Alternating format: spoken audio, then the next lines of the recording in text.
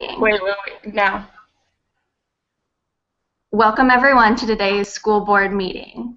The topic for this meeting will be centered around the use of zero tolerance policies. We have several individuals joining us today. First, my name is Kathleen and I will be the moderator today. We are also joined by Jessica, a school principal, Nicole, a local BCBA, Christina, a special education teacher, and Pam, who is a parent of a student. Like I previously mentioned, the topic today is to discuss zero tolerance policies and their effectiveness and appropriateness within our school systems. Zero tolerance is a discipline procedure that has spread throughout our nation's schools. Some consider it an approach that removes children from the schools that are threats to the educational climate, therefore deterring other students from making the same decisions. Others consider these policies to be a radical approach that can have negative effects on a school's educational climate as well as various ethical implications. We will discuss in detail the history behind zero tolerance, the pros and cons of the policies, and alternative methods to zero tolerance policies. First, we're going to show you a video. While you watch, I'd like you to consider how you would handle the situation as a BCBA who has been asked to work with the students and administrators involved.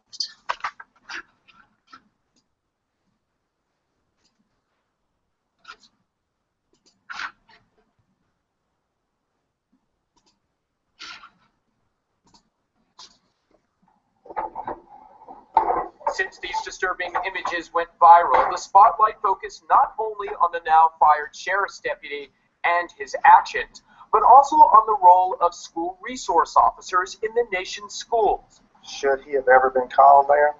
Now that's something we're going to talk to the school district about. Maybe that should have been something handled by the teacher and that school administrator without ever calling the deputy.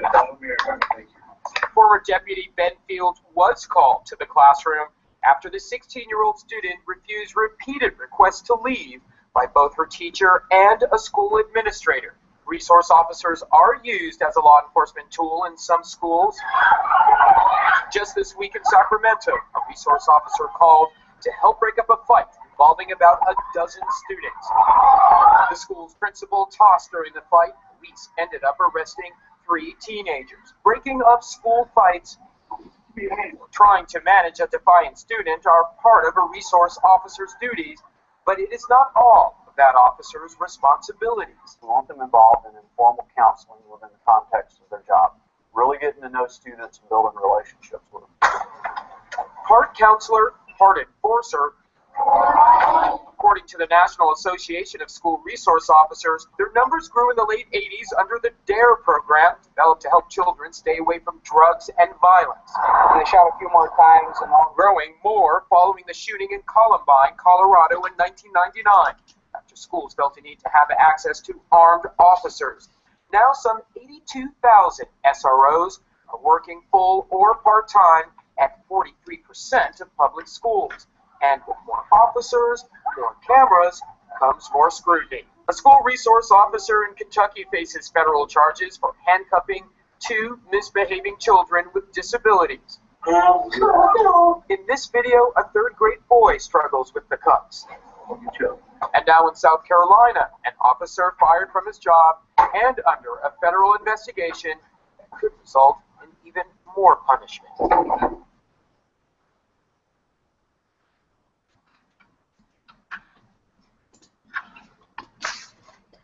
Now we're going to discuss the history and background of zero tolerance. Jessica, could you tell us a little bit about this? Yes. According to Steve Teskey, a judge for juvenile court in Clinton County, Georgia, zero tolerance is a school discipline procedure approach that punishes students for infractions with consequences that often include suspension and expulsion. These infractions may include drug possession use, fighting, smoking, class disruptions, things of that nature.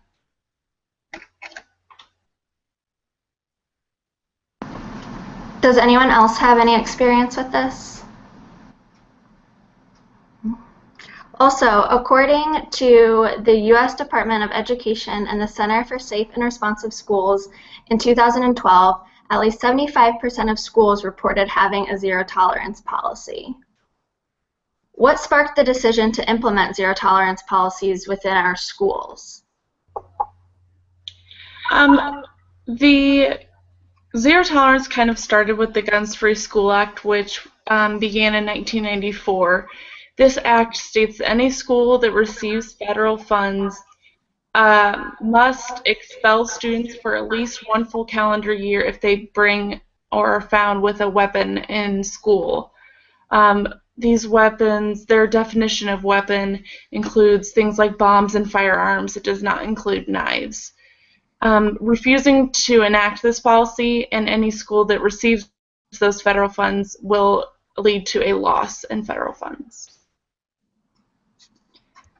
Zero-tolerance policies tend to be a hot topic for debate, whether it be in the media, within specific communities, or even at a school board meeting like this one. Individuals have expressed opinions both in support as well as in opposition of said policies. Some arguments support zero-tolerance policies. To begin, one proponent in regards to zero-tolerance policies is in reference to school and student safety. In terms of that school and student safety, there have been multiple occurrences nationwide that show this need for consequences for these actions, just like we saw in the video. Another example is a student who was using a phone in class. He was asked to put it away, and that he did not, so the teacher took the phone away. This led the student to punch the teacher, which sent the teacher to the hospital with minor injuries. The student was expelled for these actions. As Jessica just talked about school safety and safety for teachers, it's also big for student safety. As a teacher, a student can be arrested for allegedly bringing a gun or another weapon to school campus. So students could face expulsion for this, but it also keeps the school environment safe.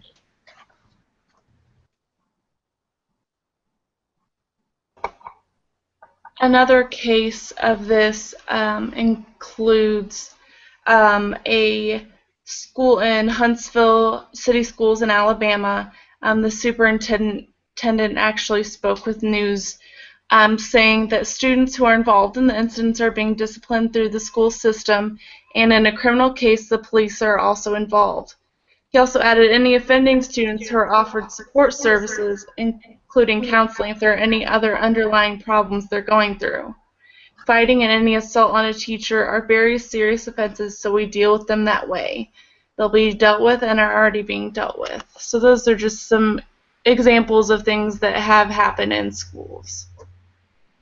Charles Patrick Ewing, a psychology professor, talked about the sensible application of zero-tolerance policy in all schools that are warranted for a number of reasons. First, there's a need for at least temporary, separate, or dangerous or potentially dangerous student to separate the dangerous or potentially dangerous student from the school population.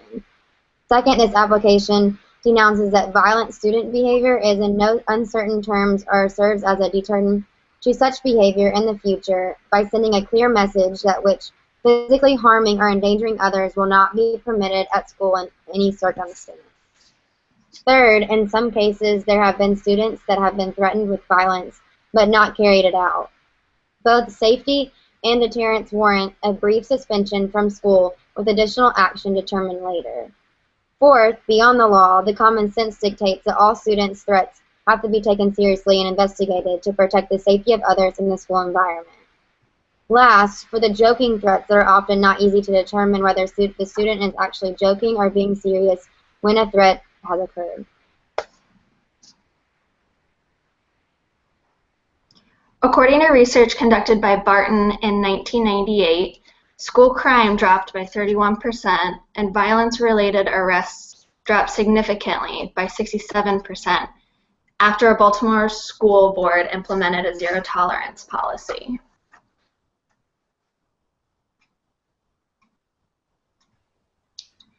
In other cases, it's been shown that schools with less strict discipline policies have more cases of higher level offenses.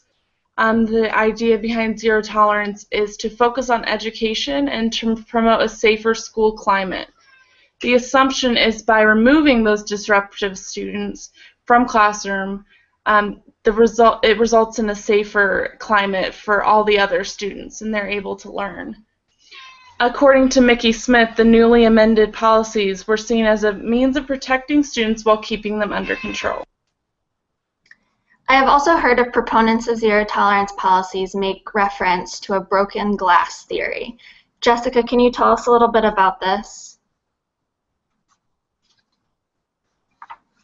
Sorry about that. According to Mickey Smith, this theory argued that in order to prevent students from becoming unruly, they must be critically punished for minor offenses in order to avoid those major ones.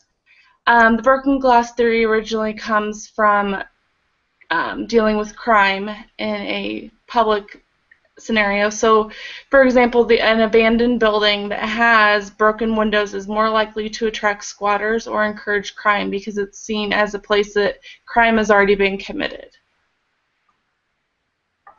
However, research shows that these policies also result in a negative rather than a positive consequence, like higher number of school dropouts and discriminating use of policies.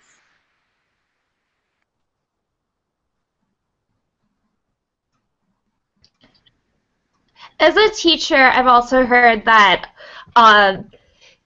zero tolerance can help prepare students from the real world. Based off of a survey that we sent out to school staff members, one staff member stated that zero tolerance preps students for the reality of adulthood and the real world. So zero tolerance has the possibility of teaching morals and behaviors that are appropriate in the post-school world and the real world.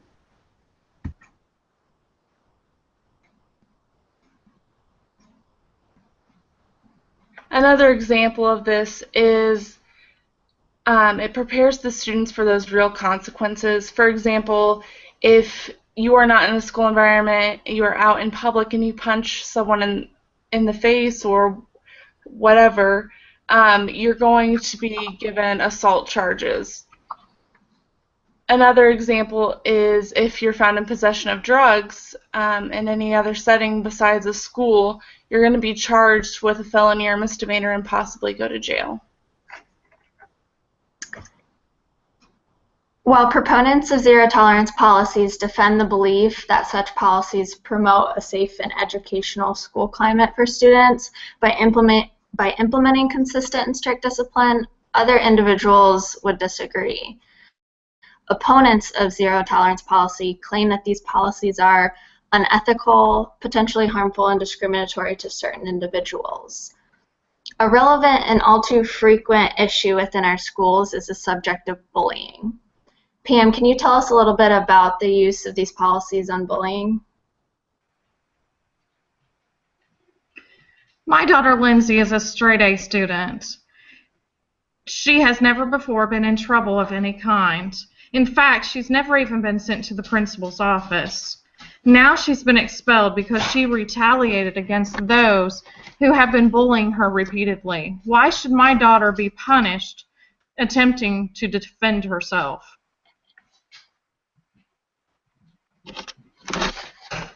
A concern that opponents of zero-tolerance policies hold is also in reference to the effects on individuals with disabilities.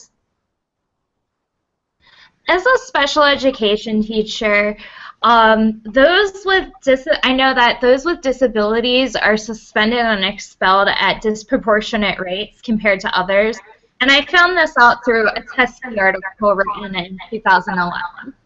Individuals with disabilities are less likely to succeed if suspended or expelled because they're not receiving the modifications and the adaptations and programming in their learning that they need if they're missing school due to expulsion and is being suspended.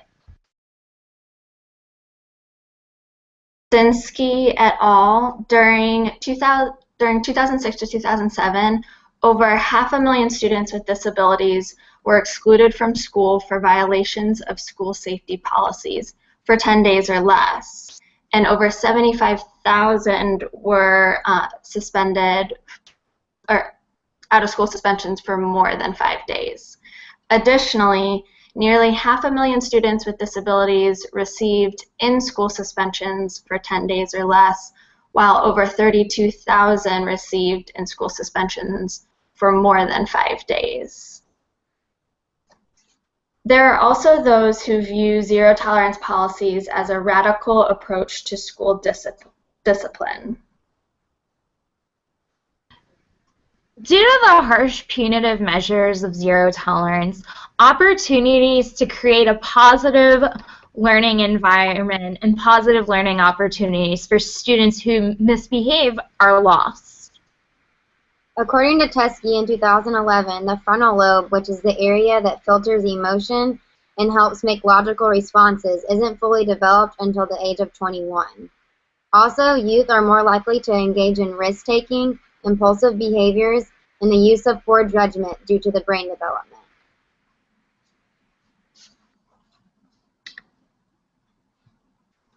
Additionally, some opponents to zero-tolerance policies believe that by implementing such policies, you are setting the student up for failure. This is a term that's frequently referred to as the school-to-prison pipeline. According to Smith, there is an overrepresentation of minority students, particularly African American males in the juvenile corrections facilities, and consequently in the prison systems themselves. There's a belief that zero-tolerance policies push these students out of the schools and into the juvenile or criminal justice systems.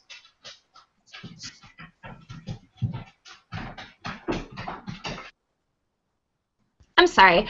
Success, and because of this, success on private prisons lies in having as many inmates as possible. So therefore, with zero tolerance pushing students out of the school environment, these private prisons are thriving. There are 10 factors identified by Cass and Curry as being predictors of the likelihood of a child entering the school-to-prison pipeline. They are poverty, limited access to health and mental health services, family composition, underperforming schools, unsupportive cultural environments, child welfare, and the juvenile justice systems that are in the need of some reform. The rise of police presence on school grounds has led to an increase of students being referred to the juvenile systems as well. Teskey stated in 2011 that being in school deters criminal behavior, suspending students, and counterproductive, and increases the risk of antisocial behavior and delinquency. In addition to the school-to-prison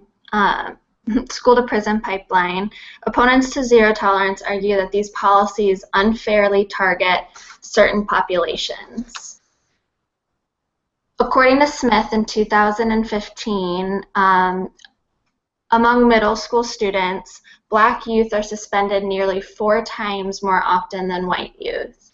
Latino youth are twice as likely to get suspended or expelled than white youth.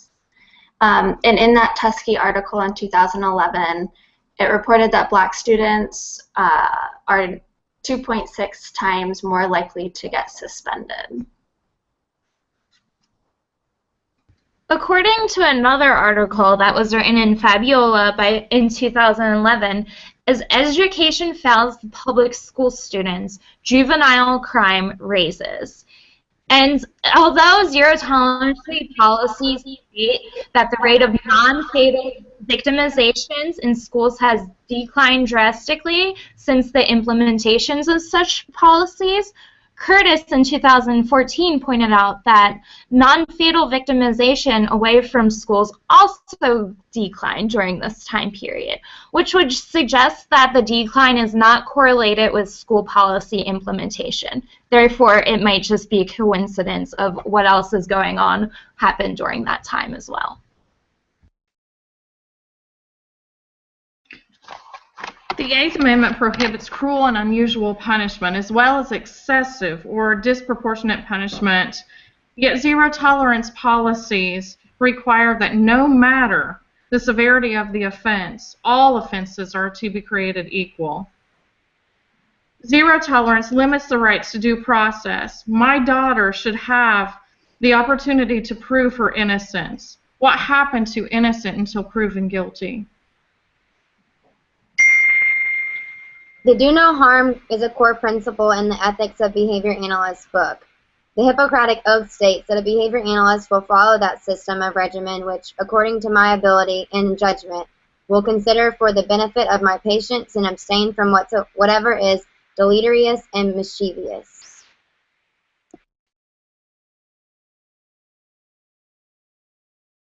Is there any, is there an ethical code for administrators?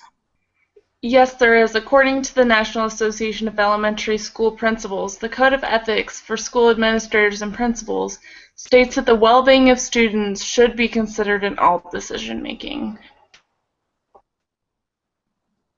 Now that we've discussed both the pros and the cons to zero tolerance, if we were to decide that zero tolerance policies were not the most effective policies to implement, what's the best alternative? So, as you may have heard of authoritarian and authoritative parenting, there's also the same thing in schooling. There's promising research that suggests that positive school climate is associated with lower suspension rates and smaller disparities. Just like authoritative parenting, there's something called authoritative discipline theory. And what this is it identifies structure and support.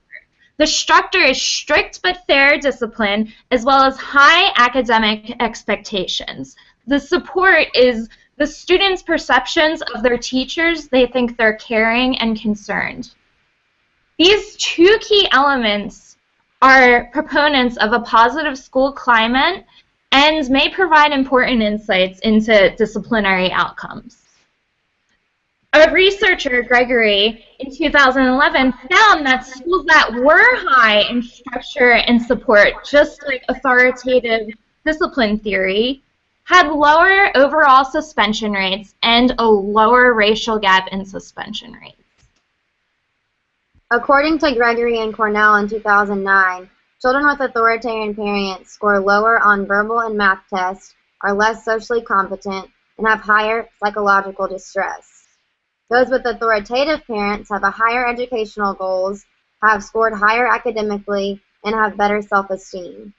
The authoritative schools have less student aggression, less theft, and are more welcoming in terms of peer culture and are safer and more secure. There's also another option out there called School-Wide Positive Behavior Supports, or SWPBS, as we might refer to it. According to Lindsay Fallon, Scott McCarthy, and Lisa Hager-Moser-Sinetti, the number of schools implementing SWPBS nationwide are increasing, but little is known about the fidelity in which teachers are actually implementing these systems in everyday classrooms.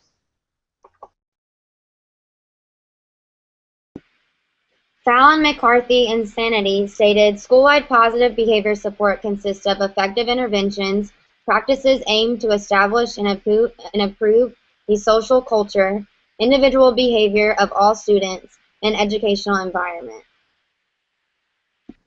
Since 1998, when the White House addressed having a safer school environment, the traditional punishment of suspension and/or expulsion have not been effective. A wonderful alternative approach is school-wide positive behavior support. School-wide positive behavior support is a system approach that aims to have a safe school environment and positive school culture for behavioral and academic outcomes. SWPBS is organized in 5 features. First, you invest in preventing the development of problem behavior. Second, you teach appropriate social behavior and skills. Third, you acknowledge the appropriate behavior. Fourth, you gather and use data about the student behavior to guide the behavior support decisions. And last, you invest in the systems that support effective practices. SWPBS can follow the compliance codes 1.0 and 2.0. 1.0 suggests that the behavior analyst maintains the highest standards of professional behavior of the professional organization. Being in a school-wide positive behavior support, the BCBA should uphold the standards of being honest, having integrity, reliability, confidentiality, and having trust. Compliance Code 2.0 states that the behavior analyst has a responsibility to operate in the best interest of the clients. The implementation of the 5 features that Nicole just talked about, combined with other assessments such as FBAs, functional behavior analyses, and planning to meet the needs of the students with support needs in the school system will set them up for success.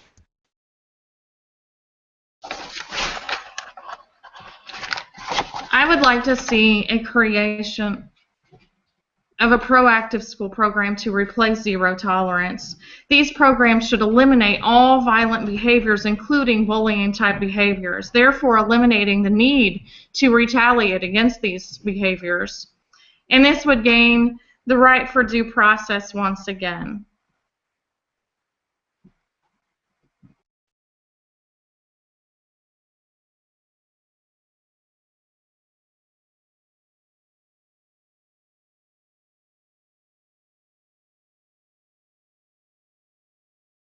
To recommend and implement effective interventions for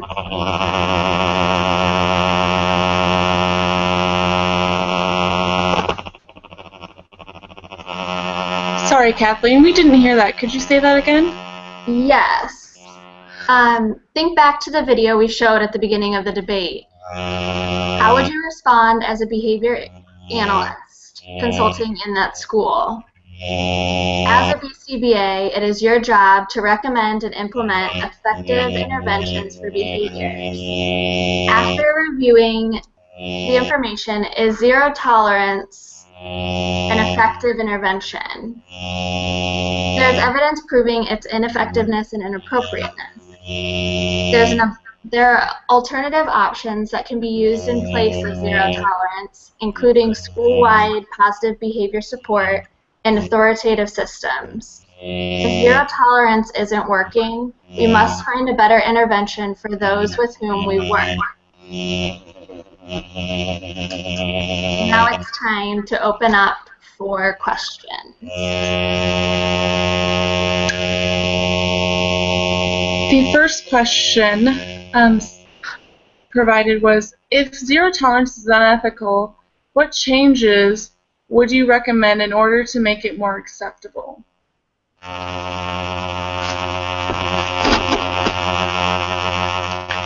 Personally, I think that if you provide students a right to voice their opinions and mindset on the issue, their point of view, you're giving a more authoritative approach to zero tolerance and allowing them a fair process for disciplinary procedures. Does anyone else have anything else to add? All right. The second question is, zero tolerance is often unequally applied to students of diverse backgrounds, most often African American and Hispanic, even when they commit the same offenses and similar previous discipline records as Caucasian students. Do you see this as an ethical issue, and how would you resolve this? Who would like to speak on that note?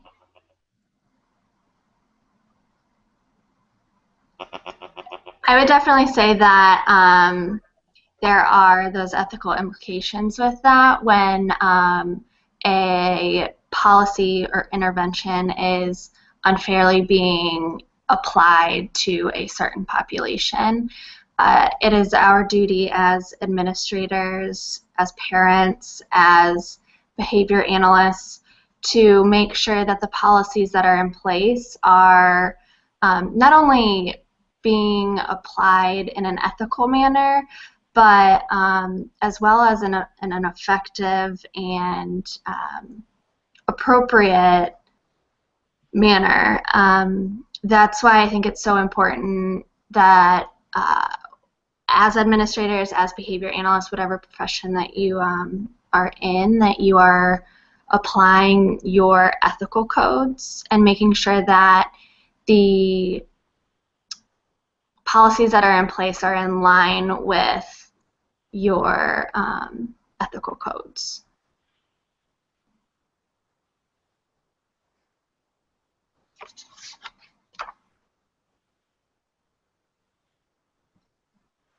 Jessica, we can't hear you. There you go. Okay, sorry about that. The next question is, what would you do as a BCBA if you were part of a decision-making team discussing zero tolerance to advise the team, and what supports would you suggest based on behavior analytic concepts?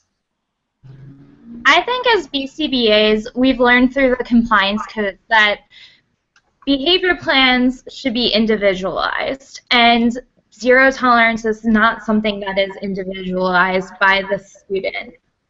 So therefore, I would advise looking at other things like school-wide positive behavior supports, where it's a multi-tier system and we're working on replacement behaviors instead of getting students out of the school who have problem behaviors. I would also advise to have current research on zero tolerance, the pros and the cons, to show the entire team on what would be best for that individual. That's a good point, Nicole, because there isn't much research, as we found, that is pro-zero tolerance. Yeah, we definitely had a more challenging time finding the pro aspect of the debate. I think another thing to keep in mind and that we would suggest as behavior analysts is data. Everything we do is based on data, and gathering that data, analyzing that data to decide what is most appropriate is really important. The last question is, although you state students learn how to survive in the real world with zero tolerance policies, the suspensions and expulsions take students out of learning and often become a cycle where they get further and further behind and don't get prepared for the real world. How do we help break this cycle and help them be ready for the real world if we need zero tolerance policies? I think this goes back to what Kathleen was talking about and saying that, you know, it has to be individualized. I think taking them out of the classroom, they're not going to learn what they need to survive in the real world. And so it goes back to the school-wide positive behavior approach. I think a lot of schools are also implementing alternative placements for students who often get expelled or suspended, providing them a different kind of environment where they are more likely to succeed. I know in the district where I work, we have an alternative school classroom environment where students are sent if they have those repetitive behaviors that aren't being fixed by the traditional suspension punishment. I think another thing which kind of goes parallel with the last question and what I would suggest as a behavior analyst would be to really look at the function of the behavior, because say if a student is engaging in disruptive behavior or I guess lashing out, if you want to call it that, being aggressive to escape the school situation, you in turn removing them from the school setting is just further reinforcing their behavior. Like Jessica had said, the alternative approach, finding a school or educational setting that they can work through those behaviors dependent upon those functions will be key. I think this is especially important when it's a child with a disability. Obviously, we need to look at the function of those behaviors, but by law, if the suspension it's going to be more than 10 days or a change of placement, that education plan is going to have to be looked at as well.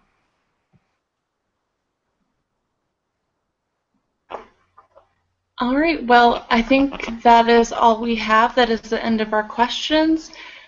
Thank you, everyone, for joining me in this school board meeting involving zero tolerance.